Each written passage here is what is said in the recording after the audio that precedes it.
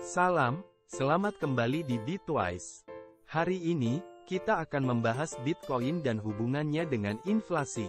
Dikatakan bahwa pelabur berlumba-lumba ke Bitcoin untuk melindungi kekayaan mereka dari impak inflasi yang berleluasa. Tapi apa artinya itu, dengan tepatnya? Bersabar. Sebelum kamu mulai, mohon sokong kami dengan berlangganan, menyukai, dan berkongsi. Terima kasih. Dengan inflasi yang mencapai tahap tertinggi, ramai tertarik pada apapun yang dapat mereka lakukan sebagai lindung nilai terhadap inflasi. Walaupun debatan di sebaliknya, mata uang kripto sering dianggap sebagai aset tahan inflasi, dan advokat sering menggembar-gemborkannya sebagai kelas aset yang tidak berkorelasi dengan aset dunia nyata. Tetapi hal-hal dengan cepat menjadi rumit ketika Anda mengetahui bahwa kripto itu unik, dan beberapa di antaranya dirancang untuk inflasi. Apa itu inflasi? Inflasi adalah istilah ekonomi yang mengacu pada tempo ketika harga naik dari semasa ke semasa. Seringkali, itu karena kripto mendevaluasi, ketika satu unit kripto yang sama membelikan Anda lebih sedikit barang daripada sebelumnya. Jika Anda menonton film dokumenter dari tahun 70-an dan melihat seseorang menjual secangkir kopi seharga 25 sen, sementara kedai yang sama menagih Anda $2 hari ini, itulah aksi inflasi.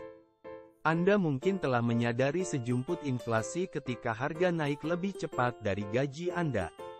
Keadaan Anda lebih buruk jika gaji $5.000 Anda membeli barang 10% lebih sedikit daripada tahun sebelumnya.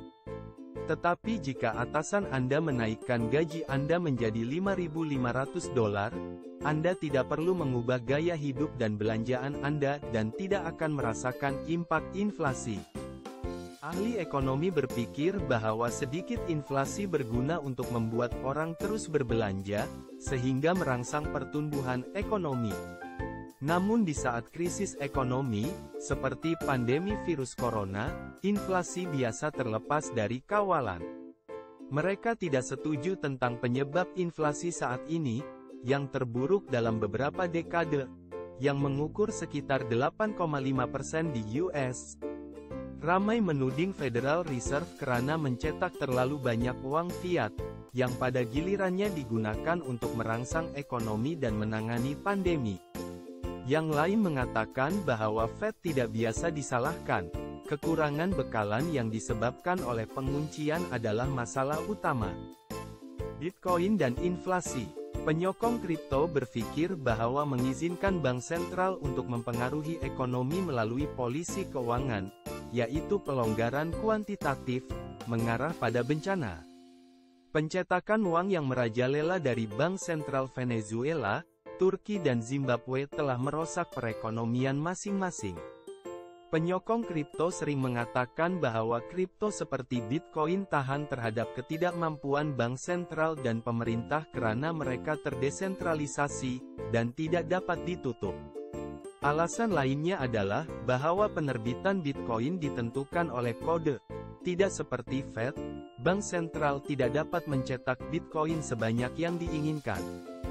Sementara lebih banyak Bitcoin memasuki sirkulasi dari semasa ke semasa, tingkat di mana Bitcoin baru dikeluarkan untuk pelombong ditentukan oleh protokol Bitcoin. Bekalan dibatasi, dan persediaan koin baru diperkirakan akan habis sekitar tahun 2140. Dan tidak seperti bank sentral, yang ekonomnya harus menanggapi peristiwa pasaran, blockchain Bitcoin berjalan seperti jarum jam. Kira-kira setiap 4 tahun, protokol memotong penerbitan Bitcoin baru hingga setengahnya. Fenomena ini dikenal sebagai halving. Bekalan tetap Bitcoin telah membuat penggemar menganggapnya mirip dengan emas digital, mengacu pada logam kuning, aset tahan inflasi favorit lainnya. Apa yang disebut aset penyimpan nilai bertahan dalam ujian massa karena tidak berkorelasi dengan aset lain dan tahan terhadap entitas yang mengganggu pasaran. Tetapi apakah kripto seperti Bitcoin benar-benar merupakan lindung nilai terhadap inflasi? Debatan terhadap Bitcoin menjadi aset tahan inflasi sementara dolar US telah jatuh, Bitcoin telah jauh melampaui nilainya, menguntungkan pelabur awal. Tetapi kripto sangat fluktuatif, naik dan jatuh. Bicaralah dengan pelabur baru-baru ini yang kehilangan uang saat Bitcoin terpuruk, dan mereka mungkin memberitahu Anda bahwa perlaburan mereka tidak melampaui inflasi dalam jangka pendek. Dalam beberapa tahun terakhir, Bitcoin telah melacak pasar saham US, yang berkinerja baik saat ekonomi terstimulasi dan tersendat saat pengeluaran menurun, seperti saat inflasi tinggi.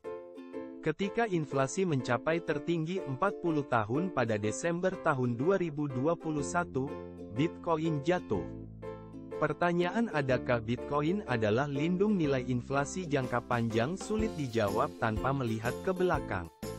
Namun, tidak semua kripto berfungsi seperti Bitcoin. Beberapa mata uang kripto bersifat deflasi, artinya bekalan berkurang dari semasa ke semasa, dirancang untuk meningkatkan nilai koin dari semasa ke semasa, jika permintaan tetap sama.